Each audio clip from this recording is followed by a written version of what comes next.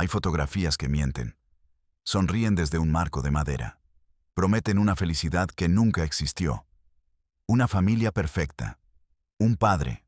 Una madre. 4 hijos. Una casa en Quintana Roo. Sol. Palmeras. El paraíso. Pero si miras de cerca la foto de los Vázquez, si enfocas los ojos de las niñas, verás la verdad. No es un paraíso. Es el prólogo de una pesadilla. Una pesadilla tan profunda que la realidad misma se quiebra. Yo soy Mateo del Valle, y esto es Realidad Prohibida. La historia que voy a contarles hoy no es una leyenda. No es un cuento de terror para asustar a los niños. Es la crónica de un monstruo vestido de padre y de un sistema diseñado para no ver, para no escuchar, para no actuar. Antes de sumergirnos en esta oscuridad, te pido que te suscribas, que actives las notificaciones, no por un algoritmo, sino para que estas voces, ahogadas por la indiferencia, resuenen, para que el olvido no gane su última batalla. Empecemos. Todo comienza con el silencio. Un silencio que duró casi 15 años. Carmen Mendoza no había hablado con su hermana Ofelia en todo ese tiempo. No por una pelea, no por un rencor, sino porque Ofelia, su esposo Domingo y sus 4 hijos simplemente se habían desvanecido. Un día, la línea telefónica fue cortada. Las cartas dejaron de llegar. La casa que tenían en Felipe Carrillo Puerto fue vendida. Nadie supo a dónde fueron. La familia se encogió de hombros. Así es, Domingo, decían. Siempre tan raro, tan intenso. Seguro se fueron a buscar a Dios a otra parte. Carmen nunca se creyó esa historia. Conocía a Domingo. Conocía la extraña luz en sus ojos cuando hablaba de la pureza, del pecado, del mundo corrupto que acechaba afuera. Conocía el miedo en la mirada de su hermana. Un miedo que Ofelia siempre intentaba disfrazar con una sonrisa forzada. Durante años, Carmen intentó buscarlos, pero era como buscar una gota de agua en medio del océano. Quintana Roo es vasto. La selva es un monstruo verde que devora secretos. Y la gente a veces prefiere no recordar. La vida siguió. El dolor de la ausencia se convirtió en una cicatriz sorda. Hasta una mañana de marzo. Una mañana húmeda y gris. El cartero le entregó un sobre amarillento, sin remitente. Solo su nombre y dirección, escritos con una caligrafía temblorosa. Dentro, una única hoja de papel, arrancada de un cuaderno infantil. Las palabras eran pocas, confusas. Él nos mira siempre. El jardín necesita agua nueva. Las flores viejas se marchitan. No dejes que la luna se apague. Y al final, una firma. Ofelia. Carmen sintió un escalofrío que no tenía nada que ver con el clima. No era una carta. Era un grito de auxilio codificado. Un mensaje en una botella lanzada desde el infierno. El jardín. Así llamaba Domingo al mundo que quería construir. Su edén personal. Las flores. Así llamaba a sus hijas. Luna, Sol, Estrella. Y había un cuarto hijo, un niño. Mateo. El único que no era una flor. Era la mala hierba. Carmen tomó una decisión. Dejó su trabajo. Empacó una pequeña maleta. Compró un boleto de autobús solo de ida a Chetumal. Iba a encontrar a su hermana, o moriría en el intento. No sabía que estaba a punto de abrir una puerta que nadie quería cruzar.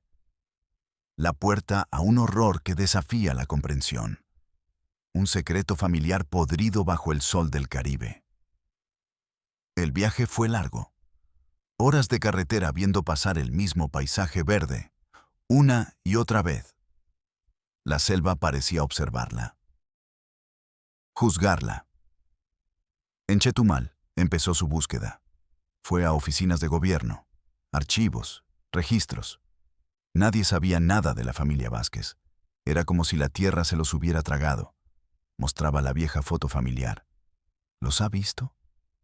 La gente negaba con la cabeza, algunos con indiferencia, otros con una sombra de miedo en los ojos. Como si el nombre, Domingo Vázquez, despertara un recuerdo incómodo. Un recuerdo que preferían mantener enterrado. Carmen sintió la primera punzada de desesperación. El mundo era vasto y frío, y ella estaba sola. Sus manos temblaban al sostener la carta. Las palabras de Ofelia danzaban frente a sus ojos. No dejes que la luna se apague. Luna. Su sobrina, la mayor. Tenía que haber una pista. Algo. Recordó las viejas historias. Domingo siempre hablaba de vivir lejos del veneno de la ciudad. De volver a la tierra. De crear una comunidad pura. Empezó a preguntar en los mercados de los pueblos pequeños, en las afueras, donde la civilización se desdibuja y la selva reclama su territorio. Hablaba con campesinos, con madereros, con cazadores. Durante semanas solo encontró silencio, muros de desconfianza, hasta que un anciano, un vendedor de hierbas en un mercado de Bacalar, reconoció la foto, no a toda la familia, solo a él, a Domingo. El profeta, lo llamó. El anciano escupió al suelo. Ese hombre está loco, dijo en voz baja. O es el diablo, vive adentro, donde nadie va. Le dio unas indicaciones vagas. Siga el camino de tierra que sale de la carretera a 3 leguas de aquí. Cuando vea un ceibo muerto, con las ramas como garras, siga la vereda que se abre a la izquierda. Pero no vaya, señora. Hay lugares a los que Dios ya no mira. Carmen le dio las gracias. El corazón le latía con una fuerza brutal. Miedo y esperanza. Una mezcla tóxica. Alquiló un viejo jeep. Compró agua y algo de comida. Y se adentró en el corazón verde de las tinieblas. El camino de tierra era una cicatriz roja en la selva. El jeep se sacudía violentamente. El aire era denso, húmedo. El sonido de los insectos era un zumbido constante, hipnótico. Encontró el ceibo muerto. Sus ramas retorcidas se alzaban hacia el cielo como los dedos de un esqueleto. Un mal presagio. Carmen sintió la tentación de dar la vuelta, de volver a la seguridad de su vida normal. Pero la imagen de su hermana, la caligrafía temblorosa, la empujaba hacia adelante. Dejó el jeep y siguió la vereda a pie. La selva la abrazó. La luz del sol apenas se filtraba a través de las hojas. El silencio era casi total, roto solo por el crujido de sus propios pasos y el canto de aves extrañas. Caminó durante casi 1 hora. El sudor le empapaba la ropa. El miedo era un sabor metálico en su boca. Y entonces lo vio. Un claro en medio de la nada. Una cerca de madera improvisada. Y dentro, una cabaña. Grande, hecha con troncos y techo de palma. Humo salía de una chimenea. Había un huerto. Animales de granja. Parecía una estampa de una vida simple, autosuficiente. Pero algo estaba mal. Terriblemente mal. El aire estaba cargado de una tensión opresiva. No había risas. No había sonidos de niños jugando. Solo un silencio antinatural. Se escondió detrás de unos arbustos. Observó. La puerta de la cabaña se abrió. Salió una mujer. Era Ofelia. Pero no era ella. Era una versión vacía, una cáscara. Su piel estaba tostada por el sol, sus manos ásperas. Pero era su mirada lo que helaba la sangre. Apagada, muerta. Se movía como un autómata, recogiendo ropa de un tendedero. Detrás de ella salieron 3 figuras más, jóvenes. Vestían ropas sencillas, largas, como de otra época. Llevaban el cabello largo, trenzado. Carmen contuvo el aliento. Eran ellas. Luna, sol, estrella. Habían crecido, eran casi mujeres, pero se movían con la misma lentitud sonámbula que su madre. Sus rostros, inexpresivos, como muñecas de porcelana olvidadas en un desván. Y entonces apareció él. Domingo. El tiempo había sido duro con él.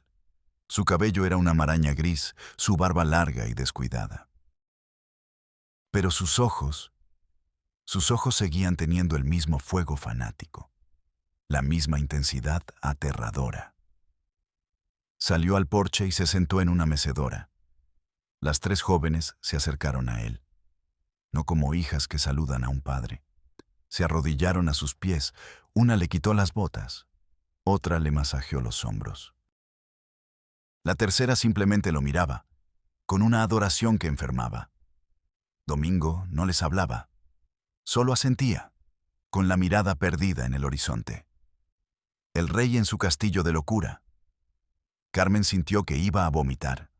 Esto no era una familia, era un culto, una prisión al aire libre. El corazón le martilleaba contra las costillas. Tenía que sacarlas de allí, tenía que hacerlo. Pero ¿cómo? Estaba sola, en medio de la nada, enfrentándose a un hombre que había logrado borrar a su familia del mapa. Esperó a que anocheciera.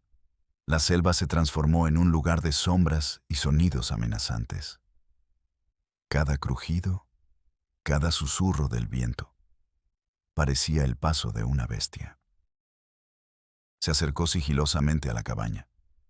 Una pequeña ventana estaba entreabierta. Desde allá podía ver el interior. Una gran sala, una mesa larga. Domingo estaba sentado a la cabecera, comiendo en silencio. Ofelia y las tres chicas estaban de pie, a su lado, esperando. No comían, solo lo miraban. Cuando él terminó, se levantó. Hizo un gesto. Y las chicas empezaron a comer las sobras, con las manos, rápido, como animales hambrientos. Ofelia no comió nada, simplemente se quedó de pie, con la mirada fija en la pared. Una pared vacía. Carmen retrocedió, ahogando un sollozo. El horror era más profundo de lo que había imaginado. No era solo control, era deshumanización.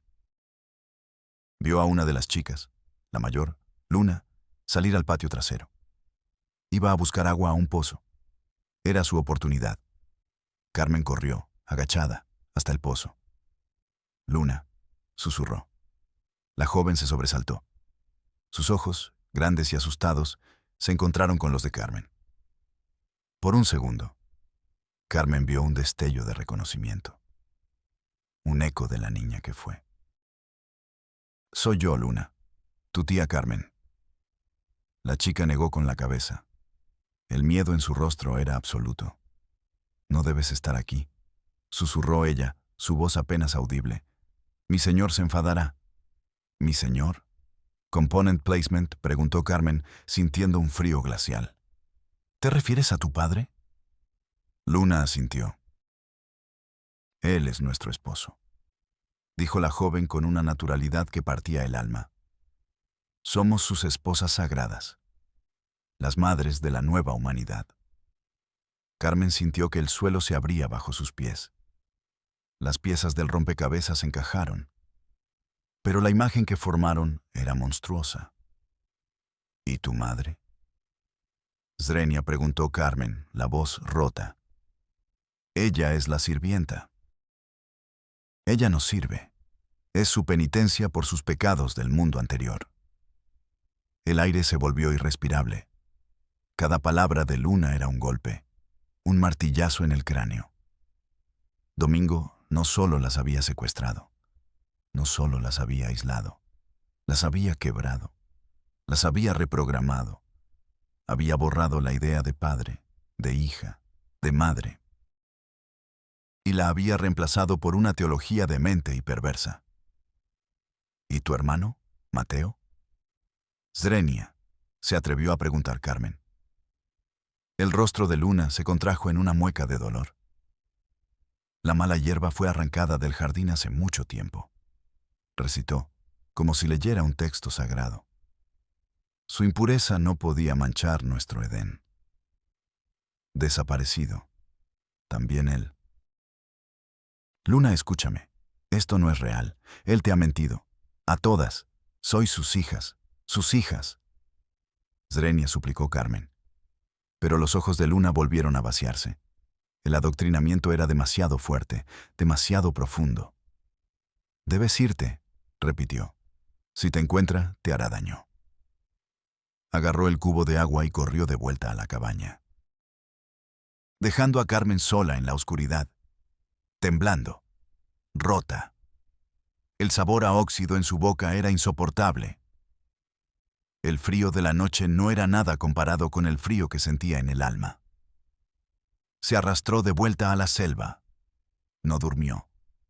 Se quedó hecha un ovillo, escuchando los sonidos de la noche y el latido de su propio corazón aterrorizado. Sabía lo que tenía que hacer. No podía enfrentarse a Domingo sola. Necesitaba ayuda. Necesitaba a la policía, a la ley, al mundo exterior. Al amanecer, emprendió el camino de vuelta. Cada paso era un esfuerzo. La imagen de sus sobrinas, de su hermana, grabada a fuego en su mente. Iba a salvarlas, no importaba el costo. No importaba a qué se enfrentara. No sabía que el monstruo de la selva era solo el principio. Estaba a punto de conocer a un monstruo mucho más grande, más indiferente, más cruel. El monstruo de la burocracia. La historia de Domingo Vázquez no empezó en la selva. Empezó en una iglesia. Una pequeña iglesia de barrio en un suburbio de la Ciudad de México. Él no era el pastor. Era solo un miembro más de la congregación. Pero tenía carisma. Una voz potente y una interpretación de la Biblia que era a la vez aterradora y seductora. Hablaba del apocalipsis, de la inminencia del fin, de la necesidad de separarse del mundo corrupto. Empezó a reunir un pequeño grupo de seguidores, gente rota, gente que buscaba respuestas. Ofelia era una de ellas, una mujer tímida, insegura. En Domingo encontró una certeza que nunca había tenido. Se casaron, tuvieron hijos, pero el pequeño grupo de Domingo nunca creció. Sus ideas eran demasiado extremas, demasiado radicales. Fue expulsado de la iglesia, acusado de herejía. Ese rechazo lo rompió, o, más bien, lo solidificó en su locura. Si el mundo no quería su salvación, él crearía su propio mundo, un mundo a su imagen y semejanza. Empezó en casa. El control se volvió absoluto. Prohibió la televisión, la radio, los amigos. Las niñas dejaron de ir a la escuela. Yo seré su único maestro, decía. Les enseñaba su propia versión de la historia, de la ciencia, de la religión, una en la que él era el profeta elegido por Dios. Mateo, el único hijo varón, se rebelaba, cuestionaba, era un espíritu libre. Y en el mundo de Domingo, la libertad era el peor de los pecados. Los castigos eran brutales, encierros, golpes, ayunos forzados. Ofelia intentaba protegerlo, pero su voluntad ya estaba quebrada. Era una prisionera en su propia casa. Cuando Mateo cumplió 14 años, huyó. Simplemente desapareció una noche. Para Domingo no fue una pérdida. Fue una purificación. La mala hierba ha sido arrancada, anunció a la familia. Poco después, vendió todo. Y se mudaron a la selva de Quintana Roo. Lejos de todo. Lejos de todos. Allí, en el aislamiento total, completó su obra maestra de horror. Declaró que el mundo exterior había sido destruido por el juicio divino, que ellos eran los únicos supervivientes, la nueva estirpe de Adán.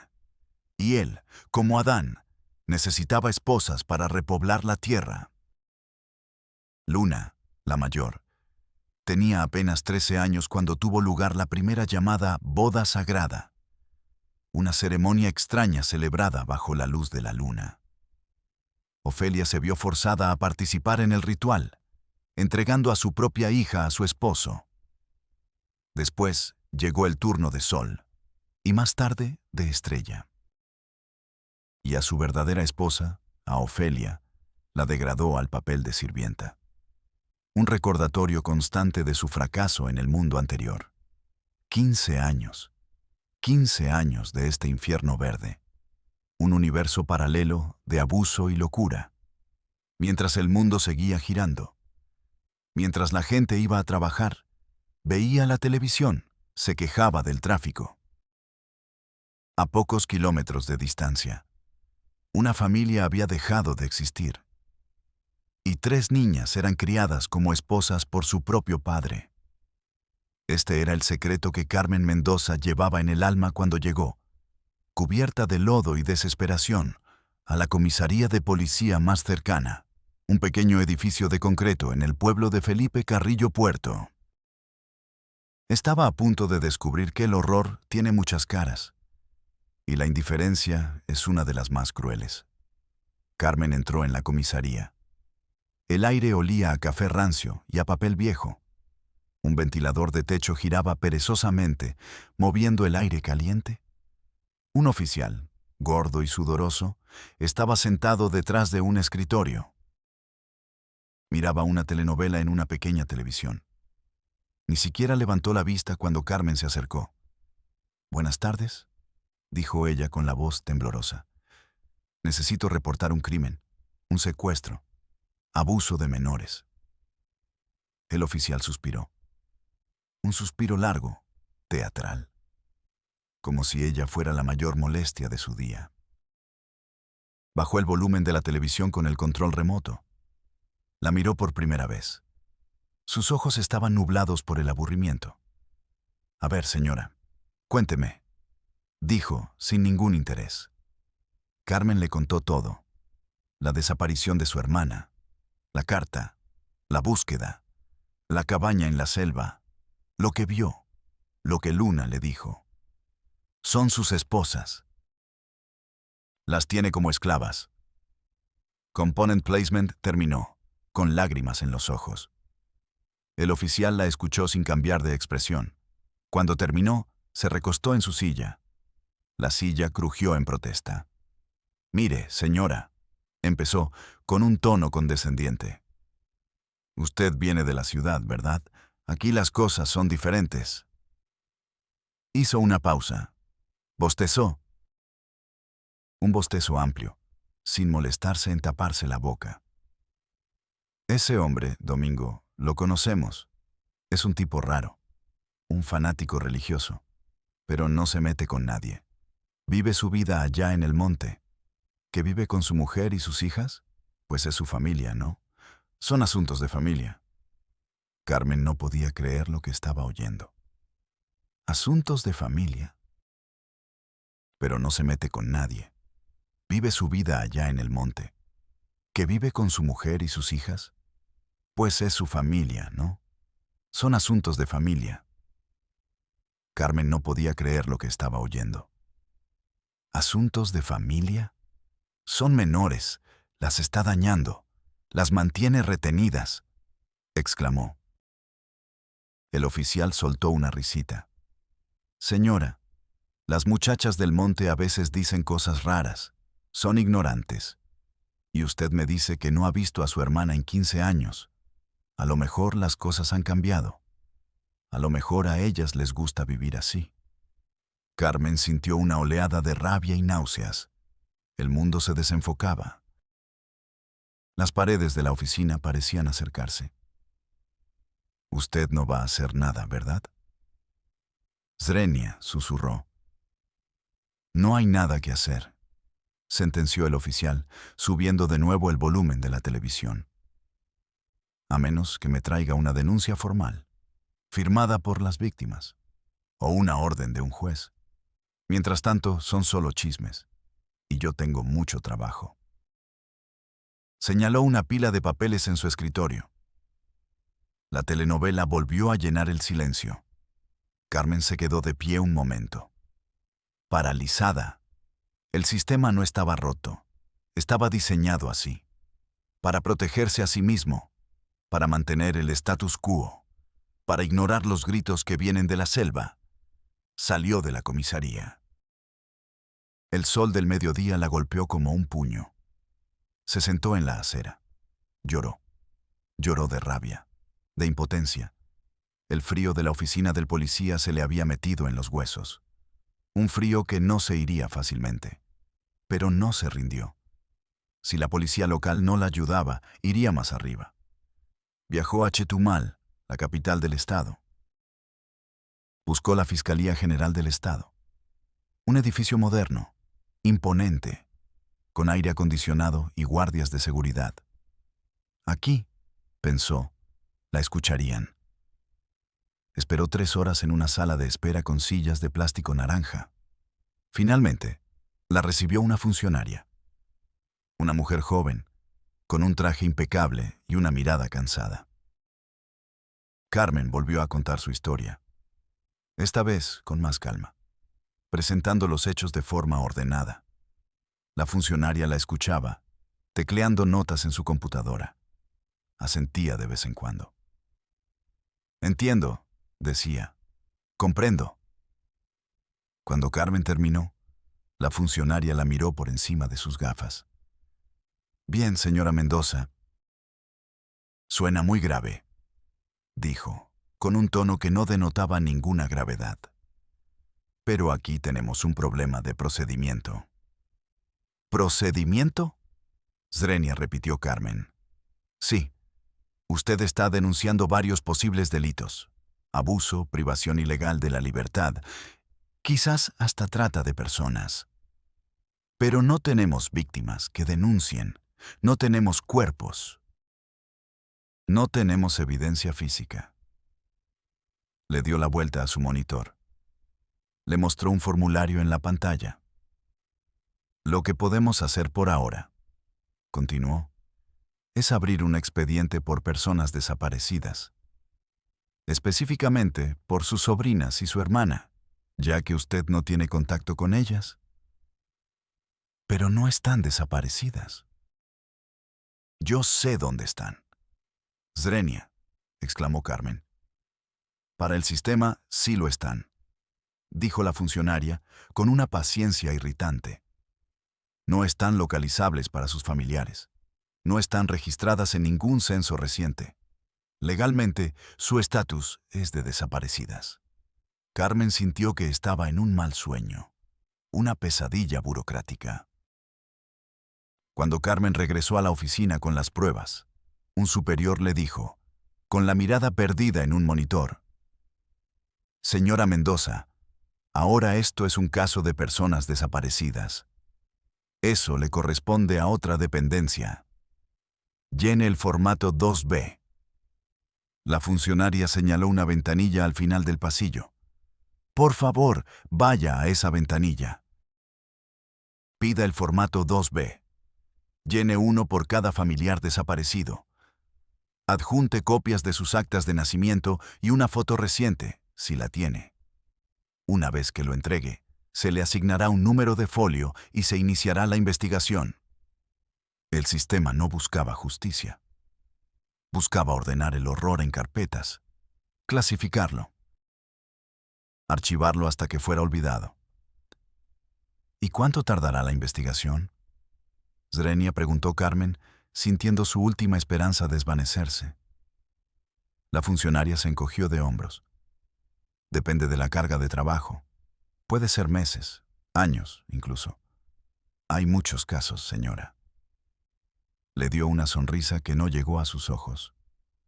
Tenga paciencia. Carmen se levantó. Sus piernas se sentían de plomo. Caminó por el pasillo frío y estéril. El sonido de sus tacones era lo único que rompía el silencio. Un silencio lleno de susurros de otros casos, otras tragedias, otras carpetas acumulando polvo en un estante. Salió del edificio. El aire acondicionado dio paso al calor sofocante de la calle. Se sintió mareada, sola, completamente sola. El monstruo no era solo Domingo. El monstruo era un sistema sin rostro, un laberinto de pasillos y formularios, un gigante sordo y ciego. Se sentó en una banca del parque de enfrente.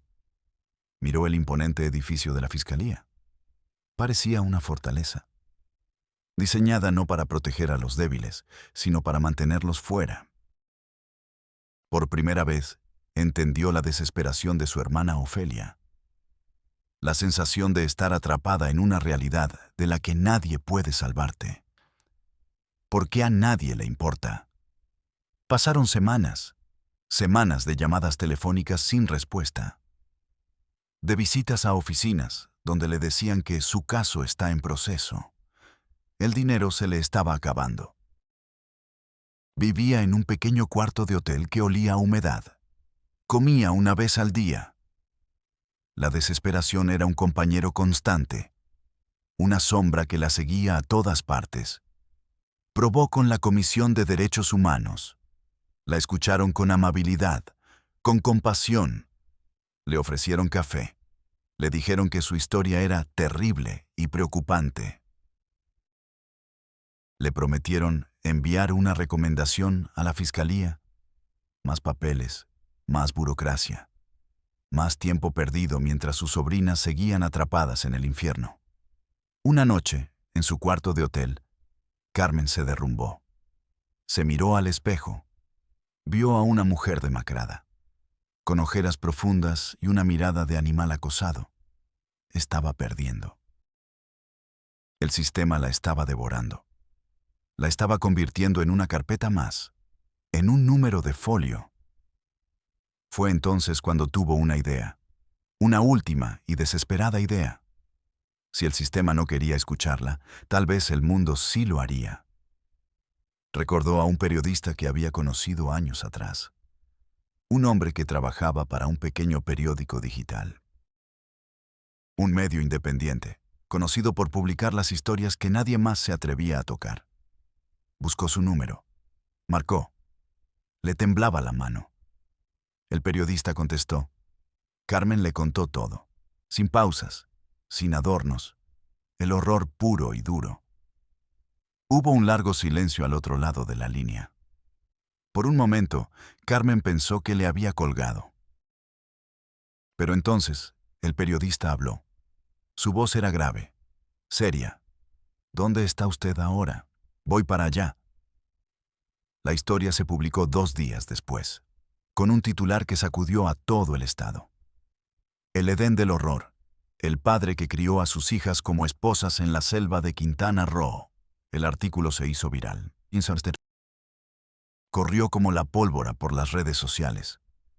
Lo que las oficinas de gobierno habían ignorado durante semanas, la presión pública lo resolvió en horas. De repente, los teléfonos de Carmen empezaron a sonar.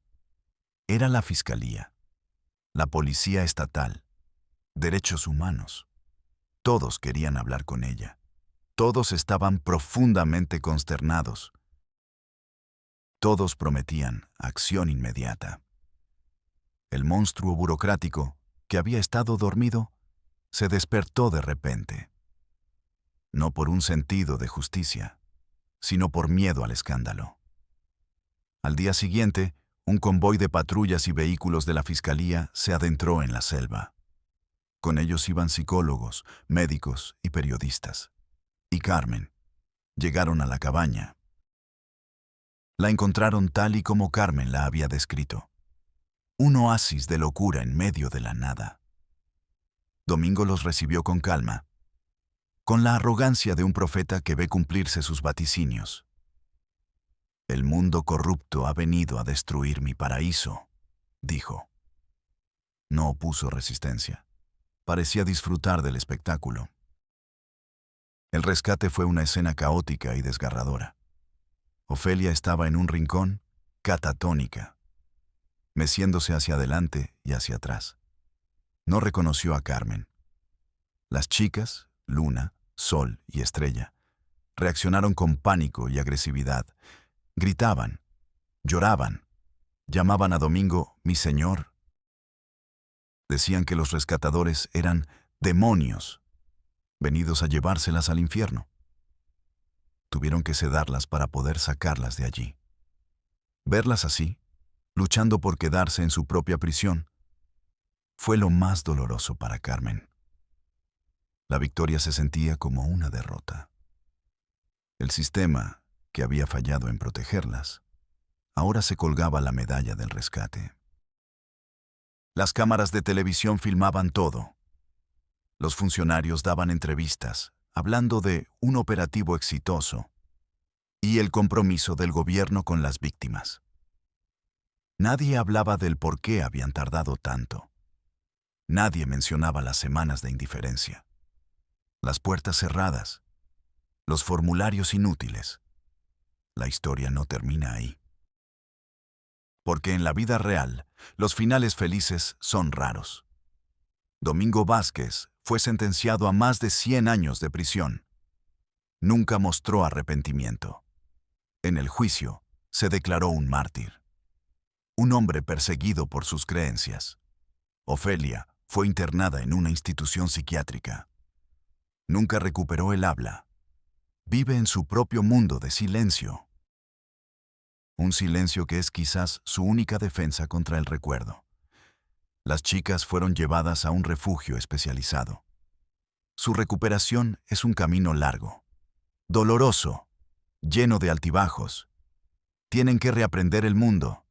Tienen que reaprender lo que significa ser una hija, una hermana, una persona.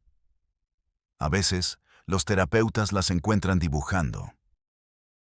No dibujan casas, ni flores, ni soles sonrientes.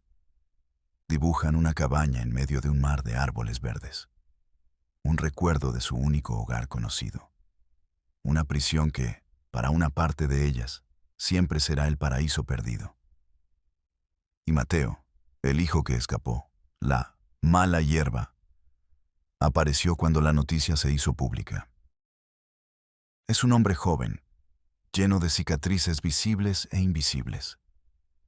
Su testimonio fue clave para condenar a su padre. Pero la culpa de haber escapado, de haber dejado a sus hermanas atrás, lo persigue cada día. El sistema falló. Falló cuando ignoró las primeras señales de la locura de Domingo. Falló cuando no buscó a una familia que se había desvanecido. Falló cuando Carmen pidió ayuda y le ofrecieron un formulario. Y solo actuó cuando el escándalo fue demasiado grande para ignorarlo. Esta historia no es solo sobre un monstruo. Es sobre los muchos monstruos pequeños y anónimos que lo permitieron. El policía aburrido. La funcionaria indiferente. La sociedad que prefiere no mirar. El verdadero horror no siempre grita. A veces, susurra en los pasillos del poder. Se esconde en la letra pequeña de un reglamento. Y prospera en nuestro silencio. Soy Mateo del Valle. Y nos vemos en la próxima Realidad Prohibida. La funcionaria indiferente. La sociedad que prefiere no mirar. El verdadero horror no siempre grita. A veces, susurra en los pasillos del poder. Se esconde en la letra pequeña de un reglamento. Y prospera en nuestro silencio. Soy Mateo del Valle. Y nos vemos en la próxima Realidad Prohibida.